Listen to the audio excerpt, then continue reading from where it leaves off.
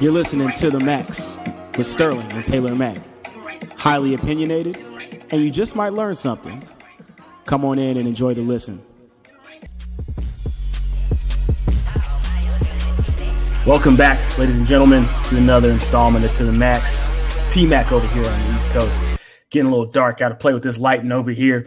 Sterling over there on the West. How you doing? Doing well, man. How about yourself? I'm good. As we last finished up, we had the NBA Finals. Both of our projections were wrong, as we thought at least the Cavs could have taken one game in the series, but that didn't happen at all. And no fault to the King. A lot of fault on J.R. Smith for that one game. I mean, you hate to put it on one player, but that one play was really big. George Hill's an 80% free throw shooter during his 10-year career. And Steve Kerr telling his guys he wants a timeout, make a miss. Golden State has one timeout left. Plenty of time with 4.7 remaining.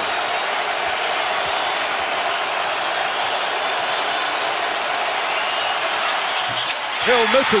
Rebound goes to the Cavs. J.R. Smith brings it back out. Throws it to Hill. Hill's shot blocked. But were you surprised that they got swept and that they couldn't at least pull one out? Well, like you said, the J.R. Smith play is so big that after that one, you know that the overtime is going the Warriors' way. You know, the Warriors end up winning by 10, I think. And then after that, I think you just kind of see it snowballing. It's so hard to beat the Warriors, let alone 4 times in the series, and essentially they were going to have to do it 5 times because they beat them that game. LeBron was unbelievable. It's one of the best games. You know, if you watch game 1 is an all-time game in the NBA Finals. Like back and forth, LeBron is doing LeBron things. The Warriors are playing, you know, they're playing okay. They're obviously not playing to their full capability, but it's just one of those, you know, topsy games. You don't know who's going to pull it out, and then J.R. Smith said. And then, after that, I think you kind of know if the Warriors do what they do, it's going to be a sweep, and that's what it was. I'm with you. That first game was, I mean, the back and forth, the effort that LeBron put in, it was a classic game, and you'll probably see it run, you know, on NBA TV as a classic, or just on ESPN as a, you know, classic NBA basketball game, because it was a good game. And then you had the culmination, everything at the end. But like you said, you can't slip up against the Warriors, because when they just start rolling, it's a wrap. Like, was it 2 or 3 where Steph went off, and then after that it was just, and then 3 and 4. Mm-hmm. Game 2 is Steph goes crazy in the third. You know, he goes into halftime where he does the 1, 2, 3 in the crowd, and Charles Barkley's, you know, yelling on NBA TV that you got to knock him down and all that stuff. And then he goes crazy in the third quarter. And then KD is game 3. And then obviously they kill him in game 4. KD was game 3 and 4. I mean, KD was just unstoppable. I mean, like, we've always said it. We've said it since the beginning. KD's the best natural scorer probably to ever play. You got Larry Bird, very similar sort of, and having that natural ability.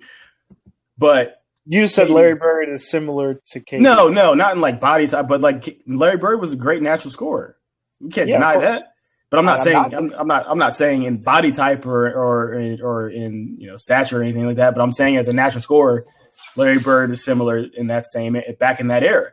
But KD is probably the number one or probably the best natural scorer we've ever seen. And what we mean by that is that the fact that you mean. What we all mean. You can put the only person that can probably really guard him, because his footwork is that elite and he's that big, is Anthony Davis. Yeah, but he's not a natural scorer. He's a great athlete. He's improved his shot. To me, a natural scorer is a guy you can put him anywhere on the floor, like Carmelo. Carmelo is a natural, and I know he had a terrible year this year, but Carmelo, to me, before Durant kind of took that next step of being able to go in the post and do some different things, really take you off the dribble, Carmelo was that guy in the league to me where you could put him anywhere on the court and he's going to find a way to get you a bucket. He's just you know? Yeah, but Carmelo came in with the body type, though. So the thing with KD is the league – KD and the league both had to adjust to each other, because KD couldn't even bench 185 when he first came in. So the ability was always there, but it's just the strength and being able to play and hold up against the 82-game schedule and in the playoffs.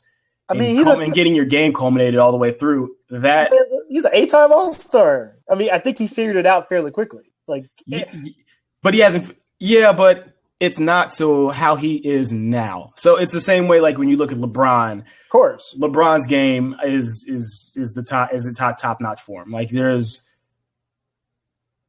The only thing I could add to LeBron's game is just that he needs to dribble a little bit better, but he doesn't need to because he's 280 and can back anybody down and force his way into any direction. But with KD, I think it was a little bit with strength and then figuring that out, but then his length is what also has always helped him out, and that's what I say for natural score. Like you say, you can't put him in every position, but you can't. No, you can now. Of course, no. KD can score from anywhere. He's giving you these buckets. Okay. Well, I'm just saying early on, you just kind of had to get the real feel of the true feel of who KD were and where the direction of his game and what he wanted it to really be, and finding himself. And then now it's just, you can't, once I think he truly figures it out, it's a full wrap. And I think LeBron had the same sentiments. Yeah. What I think he has, like LeBron kind of said, like everybody knew KD was going to be great. I think the thing with KD that you see now is his ability to, I think Jeff Green was on him. I think it was game 2. KD went 10 of 14 in game 2. Like, that's ridiculous from the field. 10 of 14. There was a move, though, and I know, Steph goes crazy in game 2, but KD gets the ball in the wing, comes down, gives Jeff Green like a really hard right-handed dribble, then freezes him, and just does this nasty crossover, gets to his spot, lifts up, and like you said, even if Jeff Green was there, KD getting to his spot and lifting up, like you're not close to his jump shot. Mm-hmm. And I think that's where KD's elevation or evolution has really been is like you said with LeBron, where like KD can now get to where he wants to go off the dribble, just differently than he could before. And you couple the fact that he's 6'11" and just an alien, and then can shoot over you. I don't think we know exactly how tall KD is. He's either 7 foot.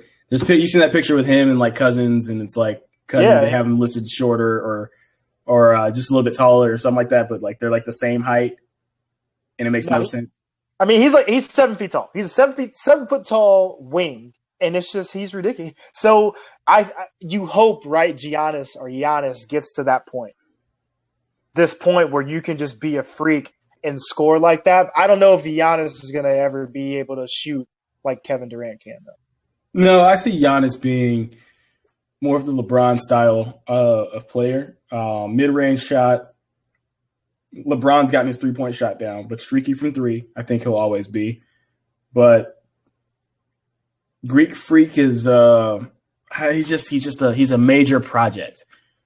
But I don't see Greek Freak being a scorer like both of them. I think project's the wrong word. He's not polished. No, he's a project. He's a project. He's like Josh Allen. He's a project. He's a freak, but he's still a project. That doesn't make sense. He just made the All-Star team. He's not a project. An All-Star. You can make the All-Star team be a project. No, you can't. Isaiah Thomas made the All-Star team, and he's still a project. What do you want to talk about? What do you want to talk about? That's not a project. What do you want to talk about? That doesn't make any sense. There's so many players. You can still. I don't understand. What don't you understand about him being a project? I mean, he's not. I mean, of course, like he still has things. Everybody has things to work on in their game, but Giannis is at a point where most people that didn't play basketball would not be. Joel Embiid is the same way, right? Like these guys did not grow up playing basketball, and where they are with their game, with the mental aspect of the game, the ability to understand, where to get to on the floor, how to get their shots. Giannis has hit game winners, all that type of stuff like that. You're not a project at that point. No. You're an NBA star. He is a star, but he's still a project. Joel Embiid is not a project. Joel Embiid has figured out what his skill set is. And so is Giannis. But Joel Embiid can actually shoot the 3 consistently and looks good. That's Giannis, okay. No, you're trying to say two different things. Like I'm not saying two different things. Because someone's jump shot isn't there yet doesn't make them a project. That's a dumb comment.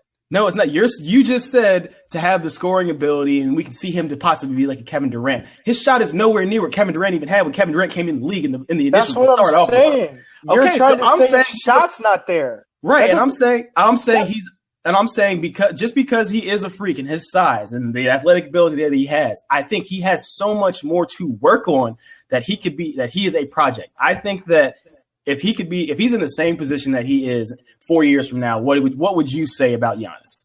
His game hasn't evolved, hasn't fully progressed. What would you say? Yeah, that was a failed project, or he like, what would you say? I would say he didn't learn how to shoot. You're not a project. He averaged 26. He averaged 27 points a game this year. You're not a project. Because he's a freak of nature and can get inside the lane. But then you saw what happened in the playoffs. They put bodies in the lane and they forced him to stay outside. And I'm saying if he can't adjust and he doesn't continue or if he doesn't form any type of ability to really have a true threat of making that mid-range or just being able to step out and make the three, that's why I have him as a project. He has so much more that he has to develop. That's why that's the label of a project. No, because when you say project for somebody like obviously from what Markelle Fultz showed us this year, he's a project, right? Because we just don't know. Mo Bamba, right? Those are people that you give the label project to, right? Not someone that averaged 27 and is an all-star. And I feel like you're letting the numbers. You're letting the numbers. That doesn't make any sense. No, Giannis needs to distort your view.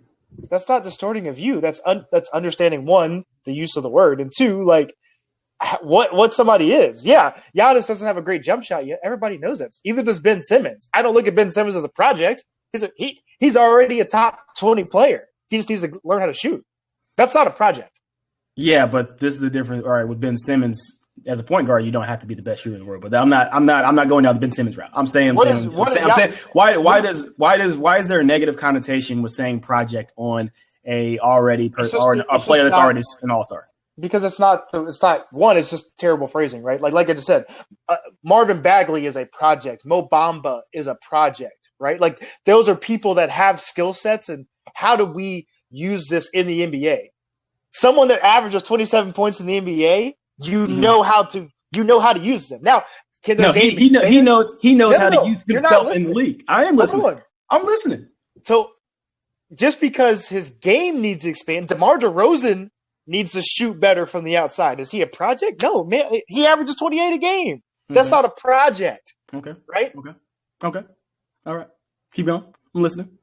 I mean, that's the whole premise. Like that, I don't understand. Like how we're here. How we're at this point. I don't agree when you say that Markelle Fultz is a project. Markelle Fultz had the shoulder injury, and then all of that made him adjust and have his shot. And so then that's where now you're saying that you think he's a project. Go back and look at his Washington highlights. Obviously, you might know I was watching highlights. No problem with his shot. No problem with his game. He was going to be a bona fide star. So I don't agree with saying that Markelle Fultz is a project because his talent is there. It's just the fact that he had the injury woes and then trying to make a new shot off of having a shoulder injury and then being manipulated a little bit through his rehab. So I wouldn't include him as being a project. All I'm saying with Giannis, yes, he averaged 27. I don't know the exact stats. But when you watch the game, there are some glaring things that he needs to truly work on to develop his game so it's just not his big body. Because that's why, I mean, you watch the playoffs and we can go back a couple episodes and you're just like, they sat in the lane. They forced him to do this. They forced him to do that. But that's also – we talked about that too. He had terrible coaching. And, he needs to learn how to shoot. I also do think with Budenholzer. It's Mike. Mike that went there. Yep. With the system in place that he'll be able to develop better. And why do you think he went there? Because Giannis could be the best player in the NBA in the next 2 years. Right. Because you're working with a project. Oh, my God. You're getting him from A to B. He's got A because he's a natural, talented freak. Anyways, let's back to the war. It's like Josh Smith. Josh Smith could dribble, had all the athleticism, started forcing up threes, but then never learned how to dribble, never learned how to truly play the game with the assets that he already has that made him an all-star in the league, that made him an NBA dunk champion. That's all I'm saying. It's just continue to develop. He's a project. He's still a project. He is so raw. That's why I consider him still a project. That's why. Okay. I'm with you. So let's go back to the Warriors. Let's go back to obviously, like you said, KD takes over game 3, does what he does. Mm-hmm. Steph has a horrendous shooting night, but he hits a huge 3 there. to put them up. I think it was to put them up 1 or maybe up 2, and then obviously Durant iced it. Where do you see their games? Was this the first time, especially Game 6 and Game 7 of the Rocket series and then the finals, was this the first time where you felt like, wow, it's like Steph and KD are cohesive now? And I know Steph had a terrible Game 3, but Game 4 they looked like they were in sync. Game 2, even Game 1, even though they didn't shoot the whole time. Yeah, yes and no, because I still got a lot of feel. I mean, it's yes and no. So early on, I mean, you still had a lot of this sense of KD brought that one-on-one basketball mentality, especially we saw it develop as Steph went out. I hope if they stay next year, I think that we'll really see, because I think they finished out on a high note, and they really kind of figured it all out. So it started a little rough, but I think next year it'll be pretty scary because they will have it fully figured out, and KD will know that like we have better production on offense by passing and cutting, swinging it, not trying to dribble and then create off the dribble as so much. Obviously, you pick your spots in games, but not making that the focal point of every game. So, yeah, it could be scary for next year. Be truthfully honest, it could be really scary because they really did start to kind of click like that. Do you think Warriors and Warriors fans really appreciate Durant? Obviously, they're true. Steph is like a god to them. He's the person that they drafted, the guy that went through the ankle injuries and persevered, and then the 2-time MVP, the only unanimous MVP. Clay is amazing. Draymond. They better appreciate KD. It's KD's team. What you mean? Better appreciate him. It's Kevin Durant Warriors. Ain't the Stephen Curry Warriors. You don't agree with that? No, I think it's. I'm joking a little bit also. I think it's Steph's team. I mean, I don't think they have an alpha. I think their only alpha is Draymond, and he's not good enough to say it's his team. I 100% agree with that. If Draymond, there's no way that they can let Draymond walk out the door. And I think there's a great article that came out about how he, took less money and really studied it and blah blah blah blah. I haven't like really looked into it, but you can't let Draymond go, because if you do, that messes up, I think, the whole what if they get chemistry of the team. What if they get Anthony Davis though? Then I think you're starting back over. No. But what if they can keep most of the core, and what if you only had to give up Draymond, Iguodala, and some picks? That's what I'm saying. I think you're starting back over to find that cohesion again, and will they probably win? Yeah, because they'll probably figure it out towards the tail end, and having that many superstars on the team again, people will say, "Oh, that's not fun for the league because you already know who's going to win. You already know who's going to win before the season even starts." It'll be kind of rough opening a little bit towards the beginning of the season, but with that much talent, there's no way that you can lose. But I don't think they need AD. Of course they don't. They've won 3 out of the last 4. They really should have won 4 out of 4. They might not. They probably. The crazy thing is, if Draymond, I don't know if we talked about this, if Draymond does not kick LeBron in the balls, they win the series. Yeah. They keep Harrison Barnes and Durant stays.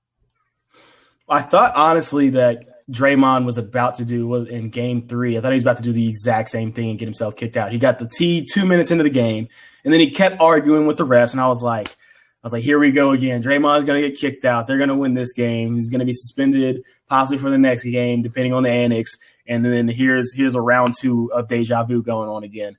But quick question. Yep. Speaking of Anthony Davis, mm-hmm. Boogie comes back healthy. I think he's gone regardless, but go ahead. You got Anthony Davis. Mm-hmm. Does LeBron say, I don't need to bang? Let me go down to the Pelicans. We can work this thing out. So, again, I think you would need to move Boogie Cousins. And I actually think that's a good landing spot for him. I know it's not on the top of the list or whatever, if all the betting odds and all that stuff for where he's going to go, but it makes such a sense from a basketball standpoint. You have these just two gargantuan people on the floor that can space it and also get into the lane and do different things. And then Drew Holiday can play, man. Drew Holiday really showed, he was an all defensive player this year, showed in the playoffs, his offense is where it needs to be what, one of those, I don't want to say elite point guards, one of the, top 10 point guard. It makes sense. I just don't know. What else can you get down there to be able to compete in the West? Yeah, that is a tough question. It's going to be fun, through this free agency to see it's decision 2018 all over again. And I'm going to be tuned in with my popcorn as the Boys and Girls Club's donations are about to shoot through the roof another summer.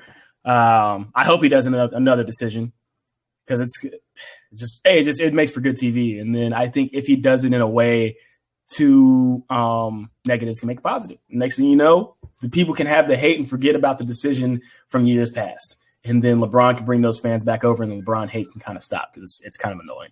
Where do you think he should go? So we just talked New Orleans. Where do you think the best place for him to go is? I mean, it's easy. If there's any way that they can move this around, Houston. I don't know. I think that's the best place for him to go. Or San Antonio, depending on what they do in maybe forcing out Tony Parker and Ginobili. I know Manu is still – no one exactly knows what his career is right now. But I think those two would be the best landing spots for LeBron. I don't know how you do it money-wise or, because LeBron's not taking a pay cut, or he might, who knows. And then, like you said in the opening a little bit, I think you did, is nobody knows what's up with Kawhi. So right, that's just kind of those are my two best. But I think the sleeper is the Pelicans. Yeah, I mean, I like that move, especially Anthony Davis needs somebody to pair with. So for me, I know Philadelphia is a destination. It makes sense to stay in the East. I actually like him going back to Miami. And I know everything went sour with Riley down there, but it gives Dwayne Wade, his kind of like going out year or whatever. Everyone can kind of give him all the gifts and everything like that. And you get Hassan Whiteside out of there. You got Goran Dragic, who just made his first All-Star team last year. And then you got room. You've got enough money. You've got room, again, if you get Whiteside out of there, to go sign one, maybe even another guy, obviously, because, Dwayne Wade's not what he was. Maybe you go get a Paul George, bring him down there. Maybe you go get a Boogie Cousins, bring him in there. You've got options. I don't know if you can win with Boogie, to be honest. I love Boogie. I just don't know if you can win with him. That's why I hate that he got hurt, because I would have loved to see what he would have done. But they were better without him. Yeah, but they were still making moves though with him. So it's. But that does. I mean, they were a better team without him. I know that, and it's tough to justify of having him and wanting him on the court, thinking that they could have the same production and results. But I still want to see. I would love for them to have that same production and have him on the court and see what his market value would be, or what type of players would like to come down to New Orleans. Because I think Rondo's in a perfect spot. They're just they're a scary team if they can continue to figure it out. I said it before. I said the Twin Towers, if they figure it out, it's going to be something nice. But who knows? You just free agency and then the market. Everybody wants to move everywhere. It's a business decision at the end of the day for all of these companies, i.e. teams. So just got to sit back and watch, enjoy and eat your popcorn. But I don't know about Miami though, man. I really don't, because Dwayne Wade's old, Hassan's out. But why else would LeBron want to go there? LeBron wants to win championships. He's not going to go down there just so he can be on Star Island. He's already done that. I think you can, though. I think I think he and Paul George could both go to Miami. Here's the thing with LA. You go to LA, you got to go – the same thing with the Pelicans, same thing with the Rockets. You got to go through the West. And it is so much easier to stay in the East. And, we'll see what happens with Kyrie up in Boston and Gordon Hayward, and we'll see how that all works out, or if Kyrie wants to go to New York, or if the Knicks try to trade Porzingis or whatever, right? I just feel like staying in the East, and like I said, the Sixers don't make sense to me just because Ben Simmons – you're stunting Ben Simmons' growth if you do that. I think Miami is a destination for him to go and be able to achieve what he's done. So do you think LeBron played his best basketball that we've seen as of late? He was unbelievable. Yep. Do you see LeBron being able to take a back seat role, not a bench, not never coming off the bench, but going to a team and understanding, like, you know what, I had a hell of a year last year. I know for 82 games, and I'm going back to the finals again, that I can't keep that same production up. I'm going to be all right with passing the reins a little bit and playing second fiddle. But obviously, when the game's coming down, to the wire, it's going to be LeBron time because LeBron has perfected his shots in areas and knows how to get to his spots. So, do you see LeBron taking kind of a second, playing second fiddle and being able to not be, having all the creation come off of him on the court for wherever he wants to go? So that's why I think the Philly thing is difficult because, again, Ben Simmons is the one who should have the ball. I know we look at the Rockets and we're like, oh, somehow James Harden, LeBron, and Chris Paul could work, but who has the ball?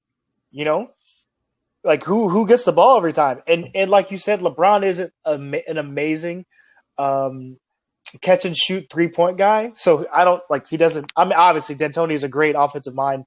He would figure it out with LeBron. He still is at the peak of, I don't want to say the peak of his powers, but he has figured something out where he's able just to play and be so free and throw up 51 points, 8 rebounds, 8 assists like it's nothing. It'd be hard to see him not go to a place where he could continue to have the ball in his hand. But of course, he needs another superstar, and that's the thing. So where can he go that someone else can go? And maybe LA isn't because he got Lonzo Ball there, and Lonzo doesn't need to shoot and all that type of stuff. I would love for him to go to LA just so I can see LeBron tell LeVar to shut up. I would absolutely love to see that. And then it would come on the Ball on the Family channel on Facebook. You're going to see it. Just the LeBron versus LeVar. Because I don't know. Like, I've seen so many articles now that, do you think LeBron would have Lonzo traded if he went to LA? I think he might, because like I was saying, I've seen articles of it was like, I think Colin Cowherd had a quote of saying LeBron either made 2 decisions after seeing that diss track that Lonzo released on Kyle Kuzma. Obviously, they're joking around because they have a really good friendship, but it's either LeBron's not going to LA or Magic decided that he's trading Lonzo. So, because you just don't feel like dealing with it anymore. But Lonzo had a fine year as a rookie, and you can already see his anticipation on the court. And that was how he was at UCLA is top notch. Yes, does his shot need to develop? Does he need to get some other stuff in his game? Yeah, I think Lonzo, I'd throw him at a lesser caliber, but he of Giannis, but he is a project to work on. Do you agree? I would say he's more of a project than Giannis. Hold on, let me pull up my man's stats real quick. How many games did Lonzo play last year? He played 52 games. Yeah. Sat out the last third of the season. Not great. Obviously, the scoring and everything like that. Yeah. Not, I don't know if you even want to look at those numbers, right? 30% from 3, 36% from the field, 11 points a game. Exactly 30% from 3? 31%. 30 and a half. Okay. Well, I mean, this is where we're at with it's more so indicative of where we're at as a society. We're expecting you before had a grace period of 2 years to really hone your game, but now when you come in your third year, you're rocking and rolling. Now, if you're not producing in your first year, you're a bust already. And it's like, why can't we give these players, whether if it's NBA, NFL, MLB, MLS, doesn't matter. Why can't we give people time? I mean, I got the game on behind me, but Bryce Harper coming in the league at 19 years old, and you expect people to come in automatically and just start producing like they were doing off of the hype that they had, and that's tough. Like, Baker Mayfield has so much pressure on him. I don't think he'll probably get the starting job, as Tyrod Taylor is a legit starter in the league. He's really cautious, but legit starter. But once his feet touches the ground on Sunday, if he does get the starting nod, you're expected to come out and all of a sudden be Peyton Manning in his 7th year. So it's kind of crazy where we're at as a society. We need to let people just continue to develop because we have projects at work and you can see what the talent that they have, but it's just you don't need them now. So I think 11 points is fine in his first year. Still trying to figure it out, navigating with the pressure that he had.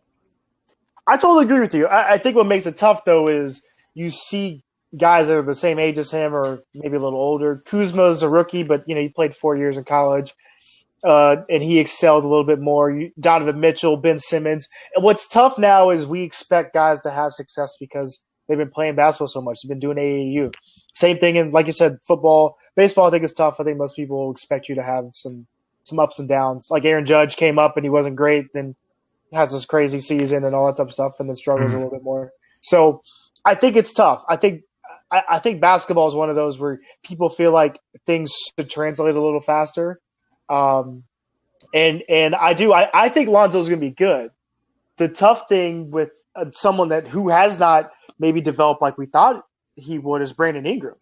Like, what do you do with him? Who is Brandon Ingram, and what do you do with him? That's a good question. I want to give him a shout out though because I think his game developed a lot this past year. I think he helped himself out a lot because he got better. Let's look that up. He did. He got better. I don't know his stats right off the rip, but from watching him and where his game was at, I think that is what you would hope for as a player.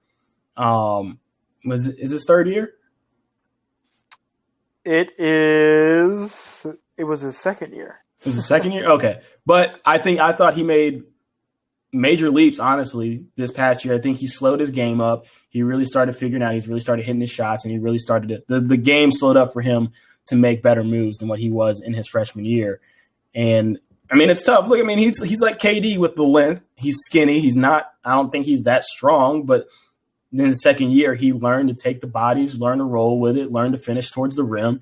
He had a game winner at Philly early in the year off the pass from Lonzo Ball. So I think he played better this year. Do you have his stats? Yeah, 16 points a game, 39% from 3, 47% from the field. It's pretty good stats. I mean, it's not bad. I think he went from 9 points to 16, but essentially it was supposed to be his team last year. Which goes back to the point we just made of expecting somebody to just come in and automatically take the reins and then be as good as they were in college or high school if they allow that to happen again. Kobe wasn't even that good in his first year. He struggled. Of course he did. I mean, everybody remembers Kobe airballing threes in the playoffs against the Jazz.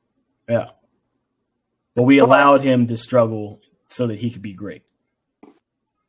Well, he also just naturally struggled, and then that made him, I think, and Kobe became an assassin. But there's also, can we talk a little Kobe real quick? Can we talk some Kobe? Let's take a quick commercial break real quick, and then we'll come back with Kobe, and then we got some just random topics as we're going to continue on. This is To The Max. Jumping out the gym. No Clyde Drexler money. Jumping out the gym. No Dominique money. Jumping out the gym. No Spud Well money. Jumping out the gym. No Michael Jordan money. Jumping out the gym. Dog with the cat out the J. Man, jumping out the gym with chain. Push out like a Rumba Jabbar. Or lay it up like Nate Archibald. And we're back. We left in with Sterling. Yeah, you had a hot take on LeBron. On Kobe.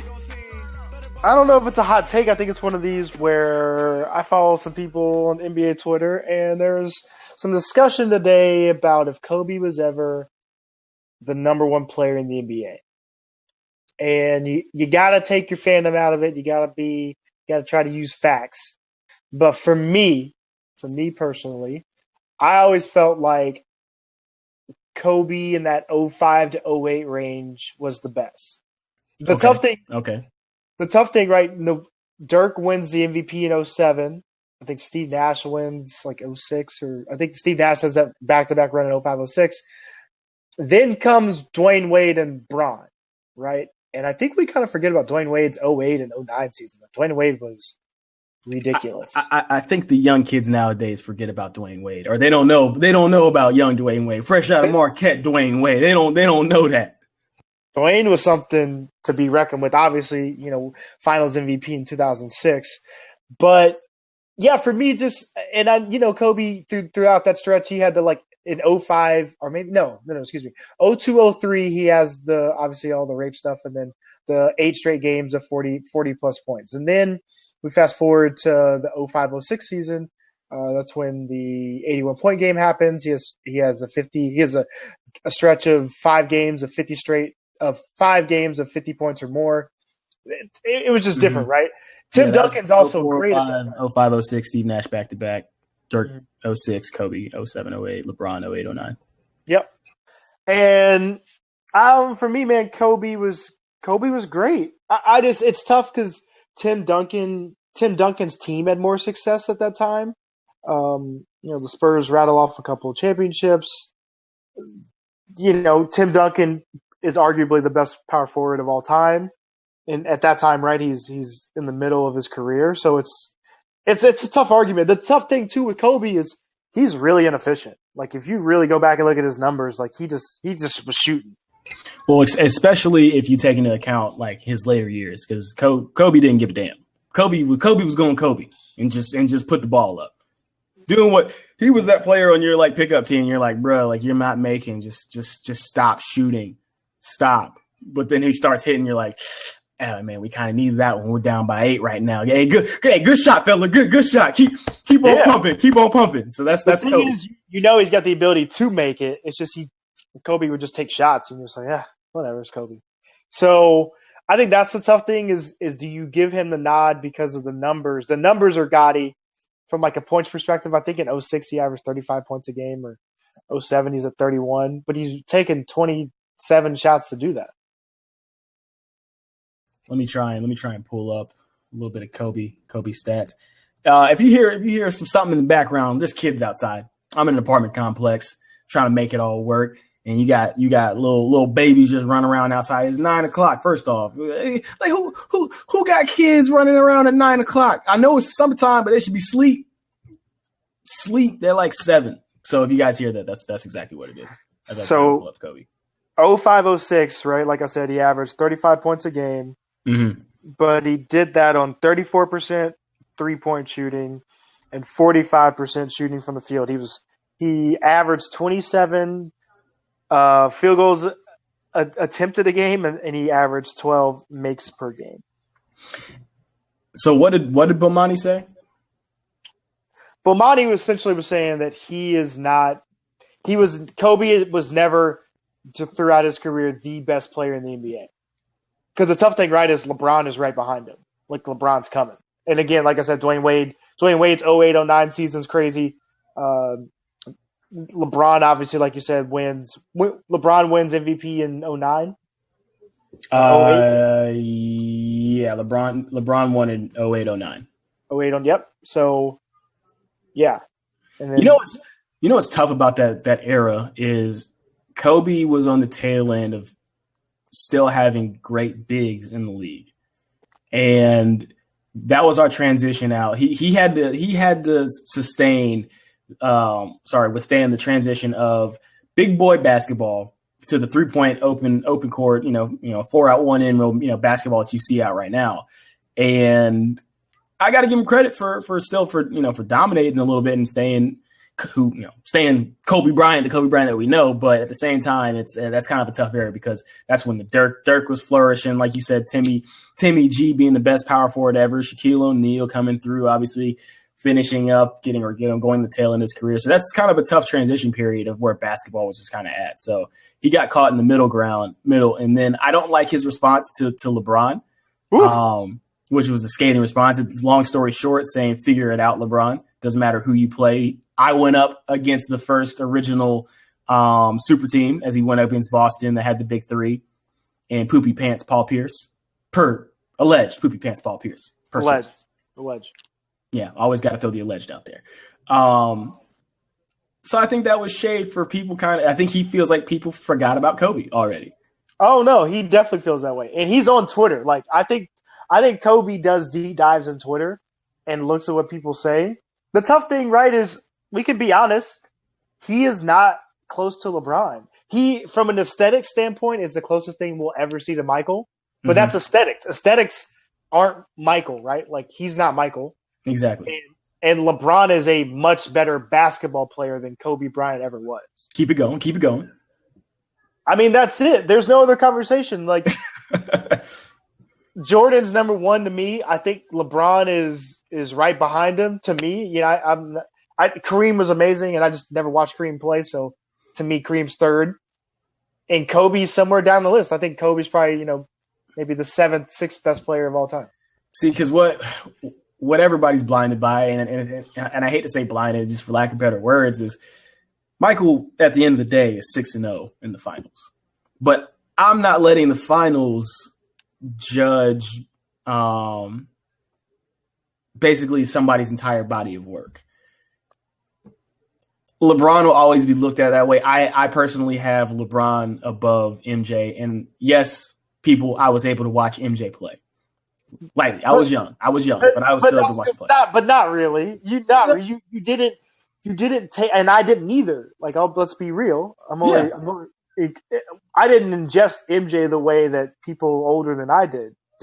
Exactly. Yeah, and I was still saying I was young, but from stats, highlights, looking at it now, comparing to LeBron James and where the careers are at, and what I've seen LeBron do from coming straight out of high school, and the body size and type, and the dominance that he has on the court, and just imposing his will. Depending on what LeBron does next year, I can, without a shadow of a doubt, say that he's better than MJ. I could probably put them right here, right now. Yeah, that's just kind of it for when it comes to LeBron MJ. The thing is what I will say is LeBron can do more on a basketball court than Michael could. But I'm going to say I don't think that makes him a better. It doesn't really make sense. I'm just going to say whatever. LeBron can do more, right? And he does more also. That's also something we have to say. Like, LeBron's teams need him to do more. But to me, there's just no one better than what Michael was able to do, or what Michael is. I agree with you there. This is how I put it. I think LeBron, and it might not make any sense for what's about to come out of my mouth. A lot of stuff doesn't make sense for what comes out of my mouth. LeBron, like you said, can do more than MJ. And I think at the end of the day, I have LeBron being better than MJ. But if there's 5 seconds left on the clock, I want the ball in Michael Jordan's hands. Yeah, at all times. At all times. Michael Jordan still, to me, and I know LeBron had some unreal clutch shots this year. But for what was on the line, championships wise and in clips and things that I've seen, there's no other person that I want with the ball in their hand than Michael Jordan. And I don't think we'll ever see maybe Kevin. I think Kevin Durant. Kevin Durant is low-key extremely clutch. Low-key. Is he? That's how he lost a 3-1 lead to the Warriors? Is he? Yeah, but that's a team thing. I mean, yeah. I'm talking about in, like, final moments of games. I kind of would I'd have him top 5. I mean, I don't know how many game winners he's hit. I don't think it's that many. I think LeBron is very clutch. I think, especially like you said, you saw it this year. I think he hit 3 game winners. I'm totally with you. The ball is always going to be in Jordan's hands, but someone who else I would trust in the late game moments is Kobe. I don't know what I'm about to say. I think I'd rather have the ball in LeBron's hands. I mean, I think don't tweet at me, Kobe. I'm sorry. I love you, Kobe, to death. You were one of my favorite players. I don't know what it is. I actually think LeBron's got a better percentage in late game moments, but I think that's also because Kobe would he's never passing that. No, right? No. Where LeBron does, and not to LeBron's fault. Like LeBron makes the right basketball play. Where Kobe Kobe does not care about the right basketball play in that moment. That's a tough one. That is a tough one. Because strong part of me is like, yeah, Kobe's always going to make that. But then the stronger part of me is like, LeBron's actually like going to – something better will come out with the ball in LeBron's hands. Unless you throw to George Hill and then you miss the free throw and then J.R. Smith dribbles it out. That's a true point. No one talked about George Hill missing the free throw, but he's very he's very lucky when it comes to the history books that no one's going to talk about him missing that free throw. No. Yeah, but to answer the question after the break, computer sliding. I don't know. Kobe was still the best player in the league. No. Yeah, I actually think so too. I think and I know Tim Duncan was great. This is for me. I mean, whatever. People can have different opinions. I think Kobe was the best player. And again, I'll say, even though Steve Nash wins a couple MVPs and Dirk wins before Kobe does there in 2008, I think Kobe was the best player from 2005 to 2008. Yeah. He was the face of the league. You go to China, you say Kobe, they finish it with Bryant. They don't say steak. That's how he was international. Kobe was the NBA. Man, we had this was the first time we had NBA talk or just one sport talk the entire time. I mean, the NBA just takes up a lot, man. That's a great question, right? Has the NFL ever been this silent, and we're getting into OTAs?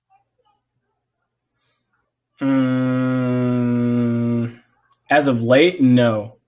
With how social media and how I want to say ravenous as the media is on just getting any type of small like news out of the NFL or trying to cover this, cover that. I would say, yeah, it's kind of a quiet period right now, even though that's natural.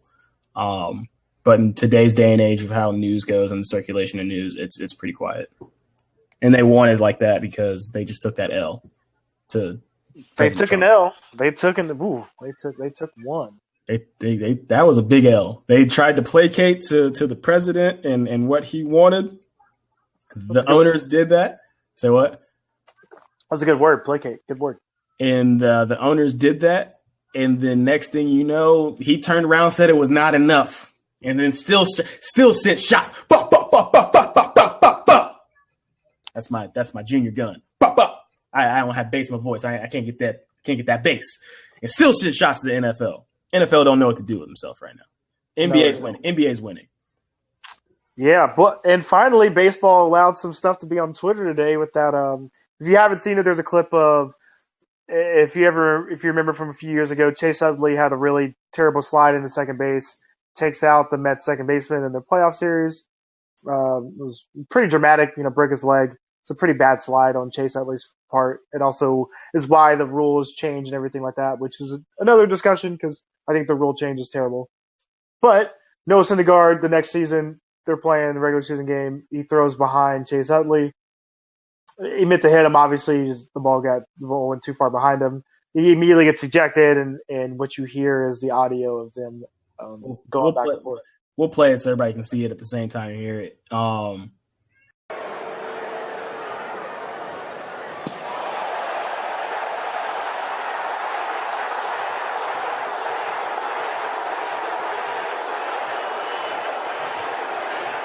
You're done. No, I mean, you can't do that. You're not in that situation, man. You can't. That ain't gonna happen. I mean, I knew you were gonna say that, but that ain't gonna happen. I mean, that's the wrong time to do it. That's all. I'm telling you. It is what it is, but that ain't gonna happen. Our ass is in the jackpot. We don't do something there. I'm just telling you that. Take him.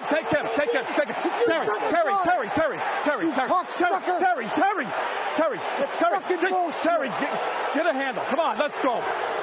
Come on, talk to me. Talk to me. Tommy, that's fucking bullshit. Terry, talk to me. Then you talk to me about it. Okay. You gotta give us a shot. You know what? You gotta give us a shot, Okay, Tom. listen to me. Let me hear what I'm saying, okay? You get your shot. You had your shot right there in the situation. Well, why not? You know the situation, Terry. Why don't we get a shot, Tommy? Because that makes it worse. Terry, that makes it fucking worse. I know it. But MLB did nothing to that guy. Nothing. Okay, that I can't control that, Terry. I can't control that. You know as well as I do Terry, you know where I stand on the whole fucking situation. But You're better than that, Tommy. You know that. Terry, listen, I'm telling you, our ass is in the jackpot now. Okay, I'm just telling you. Fucking motherfucker. You know what? That's you got it. You don't get it. You got everything out.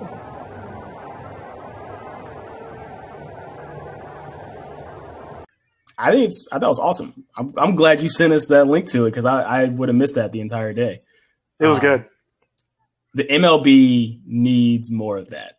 Yeah, they need something, right? They need something to just like, I want to hear that. But now you got to have people like ejected all the time. Yeah, no, I think you script it like this. So for major Sunday night games, mic'd up, and then playoffs, obviously mic'd up. But I think just during the regular season, you pick a player, whoever's the hottest. But that was real. That was like those are real words, right? Oh, like I know.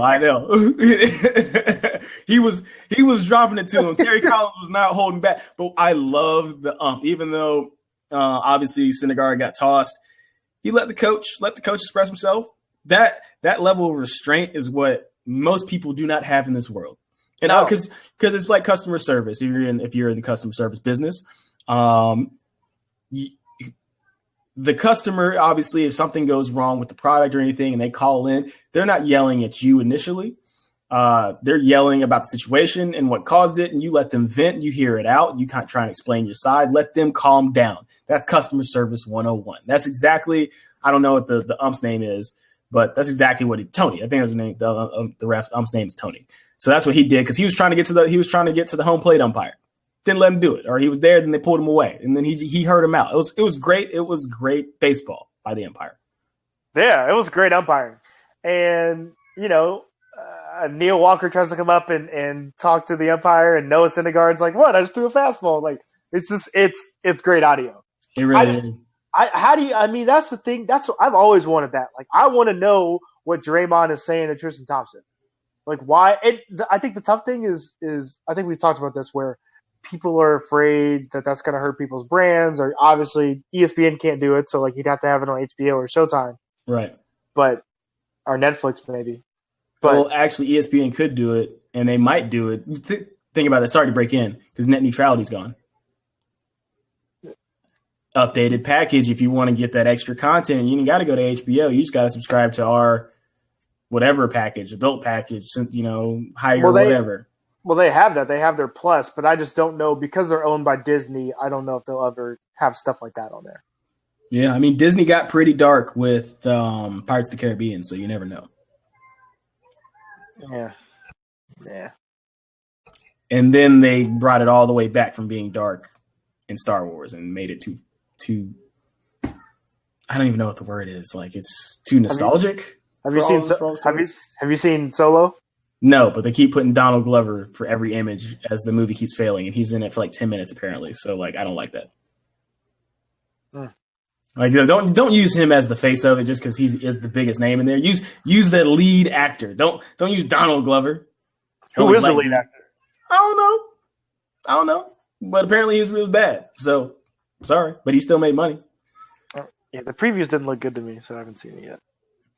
Yeah, they tried to bring in like that, they tried to do like the cute animal to go along with Chewbacca. I think if that's the right one, or am I thinking of the other movie? No, it's Chewbacca. No, not Chewbacca, but these, the little like dog thingy that was like screaming or like little, I don't even know what to call it in the commercials. I don't know what you're talking about. Oh, I don't know what you're talking about. Oh, yeah, no, the commercials didn't look fully appealing, so it is what it is. But you know what I did see? Very good movie, Ready Player One. Oh, is that good? Very, very good movie. Like, I actually might go and see this twice. It's a book. Yeah, they said they left some stuff out from the book, but I thought the adaptation by Spielberg was pretty good from reading up on, the comparisons between the book and the movie. But, yeah, if you ever see it, Ready Player One, awesome movie.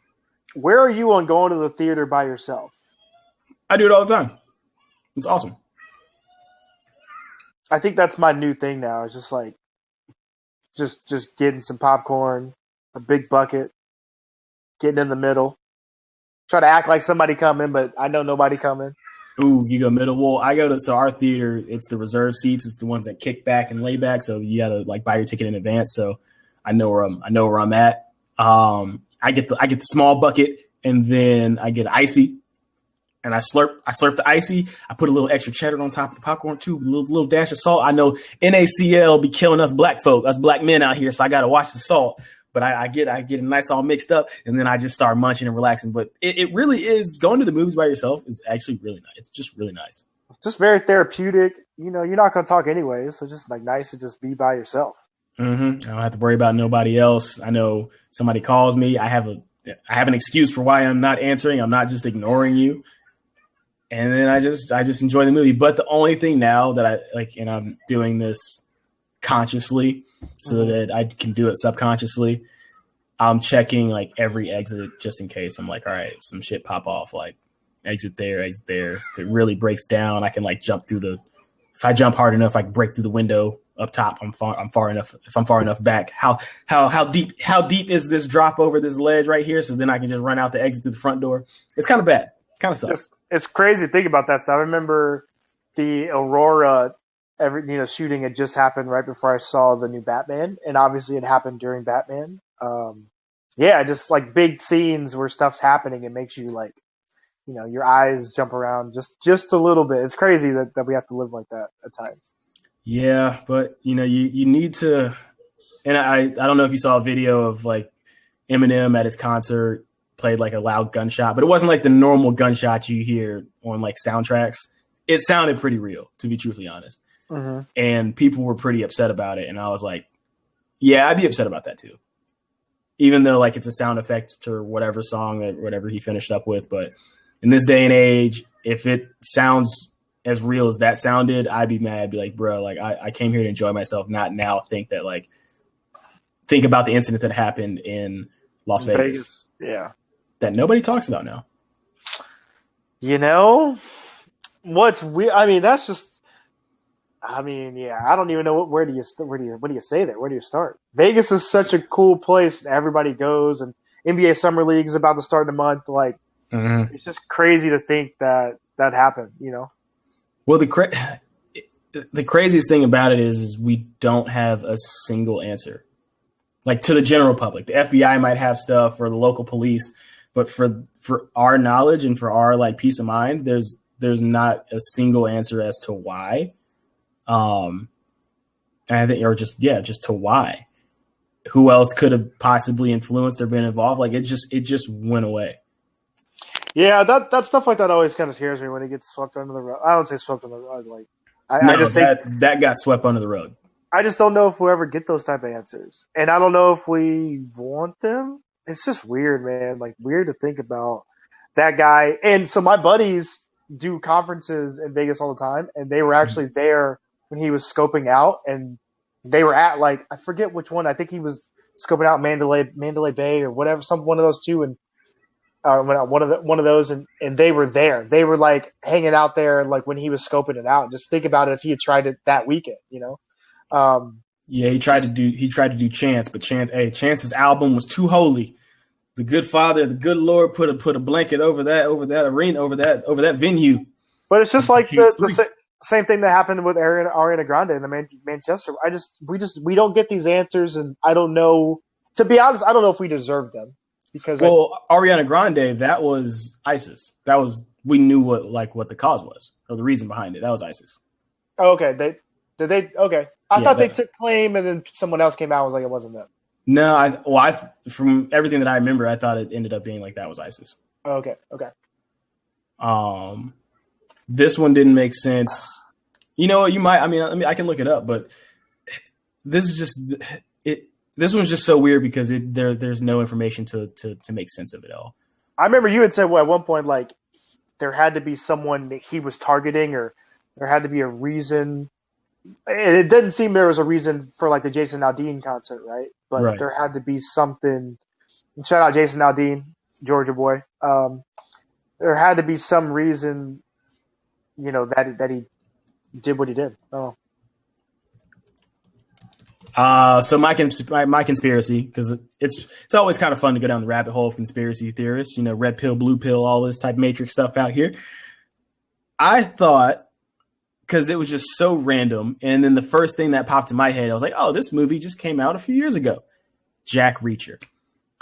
And in that movie, a shooter made a shooting seem random. He got captured. Mm-hmm. But at the end of the day, the killings weren't random, and he was specifically targeting one person. Mm-hmm. And then that led to like it was like a corporation merger or something like that they were trying to stop, and he was assassinated. But that was the reason, and Tom Cruise playing Jack Reacher figured it out.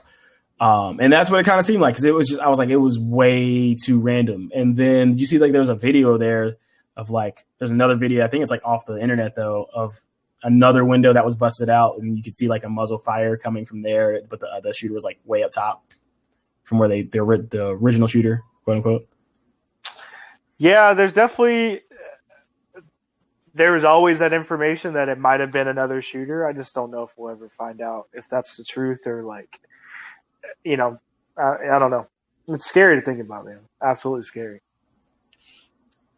You just want to feel like you can just, get away from everything and just relax when you're going someplace. But we're not at a time frame. And I think that was the major reason why, and we'll kind of close out with this, is the major news hit today. And I think that was the major reason why 2026 FIFA World Cup is coming to, the North America.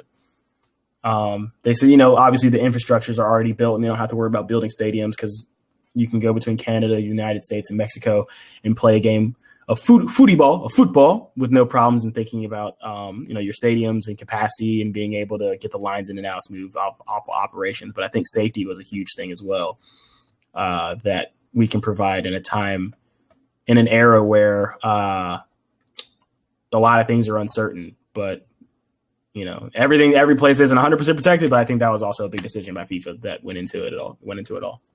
I think it's also infrastructure. Like, same thing that happens with the Olympics, where so much money is poured into infrastructure, and sometimes it becomes these bribes and all this other stuff that happens. And there's only certain places I'm not saying just us, right? Because we're sharing it with Canada and Mexico, but there's just only certain places I think that have the infrastructure to hold like the Olympics and the World Cup every year.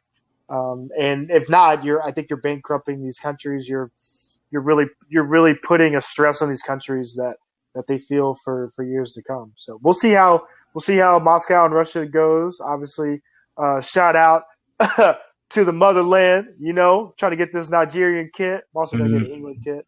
Yeah, then I got to get the Nigerian, the Super Flyers, baby. The Flyers out there, those kits look clean. That green, that little light green, lime green too, that's mixed. Woo!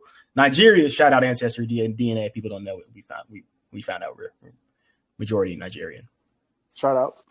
I got to get that going. World Cup starts tomorrow. Nigeria starts off with Croatia Saturday. Mm-hmm. You got College World Series, which people can bet on, but student athletes can't bet on it still, I don't think, which is ridiculous. But how would they ever? It's just like with regular people. How would they ever know? Like, how would they know if your best friend was?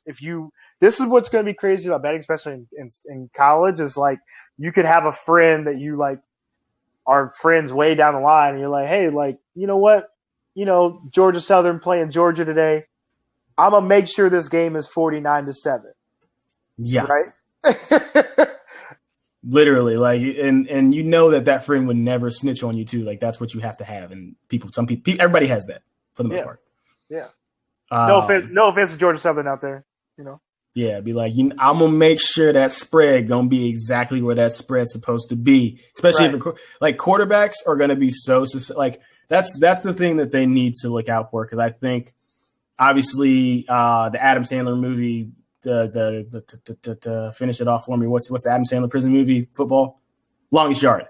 Yep. That actually might happen now, because say a huge gambling bookie or something like that, not like the person has debt or anything to them or owes them anything, but they come like, yo, we're gonna throw you a mill if you make sure the score is within 7 points. But you guys got to take that L, and I'm sorry, it's the Fiesta Bowl. $1 million, and you don't know if you say for sure you're not a quarterback that's going to go pro. Well, I don't know if you remember from South Carolina, Steven Garcia was kicked off the team, and a lot of people felt like kicked off the team, and a lot of people felt like it was gambling. He was also like had weed and stuff like that, but a lot of people thought that he was point shaving. Yeah, that boy was wild. He had like a kind of a special or something like that. I read it. It was a real in-depth interview or like a TV special that they had on him, or I saw somewhere. Mm-hmm. Boy was wild. Like he basically just he was your just typical college, your typical athlete that is stereotypical athlete. I'll say that. He was like, man, I would come back from class and because we had an open door at my house. So like I get there, we had a pool in the back, just girls everywhere already. And it's like 2:30 in the afternoon. What else are you going to do when you walk in and you see that? Like you'll turn up. So like he just lived, if he cared about football, especially with the talent that he had, he was good. Yeah. He'd probably be like a backup with the Brett Favre mentality kind of tagline to him. Didn't he lead South Carolina to that SEC championship game against Cam Newton? Yeah. 2010, right? Cam, or is Cam 12? Cam's draft. I don't know. I really don't know. Let me see. Because you had think about that team though. You had they brought in Marcus Lattimore, Jadeveon Clowney. You had what's his name on the outside, Alshon Jeffrey, Stephon Gilmore at safety on defense. Like that team, that South Carolina team is the best recruited South Carolina team they probably ever had. Yeah, Spurrier did a great job. I think Alshon's a little earlier, right? Maybe not. No, that was that team because that was the same team that beat Alabama.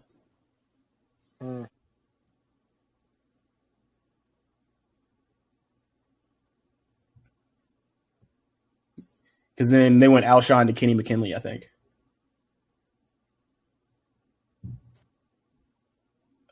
2010. Yep, that is the year versus Auburn. Lost to Florida State in the bowl game. Yeah, that was a heck of a team.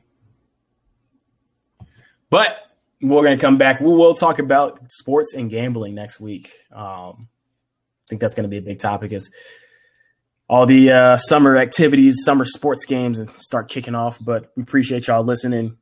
Catch us on iTunes, Instagram, Twitter, at To The Max Podcast on at To The Max Radio on Twitter, at To The Max _podcast on Instagram, To The Max on iTunes and Google Play. Look out for us. Shout out. Look at us on YouTube, obviously right now at To The Max. Keep following us. We appreciate it. See y'all.